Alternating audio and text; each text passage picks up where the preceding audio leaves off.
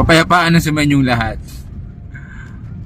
Forgiving each other. Gaano ka ba kabilis magpatawad?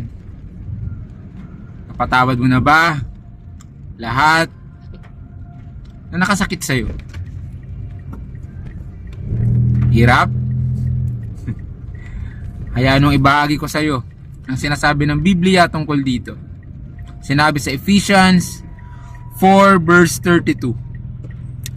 Be kind and compassionate to one another, forgiving each other, just as in Christ God forgave you.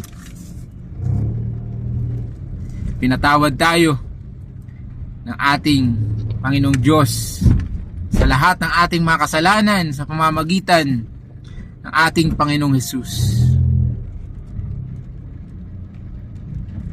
Kaya siguro wala pa tayong kapayapaan sa ating mga puso, ay di pa natin napapatawad, or meron pa tayong hindi napapatawad. Sarap mabuhay na payapa ang ating puso at isipan. Kaya mo magpatawad, kapatid? Mahal na mahal ka ng ating Panginoong Diyos. Manalangin ka lagi sa pangalan ng ating Panginoong Hesus. Shalom.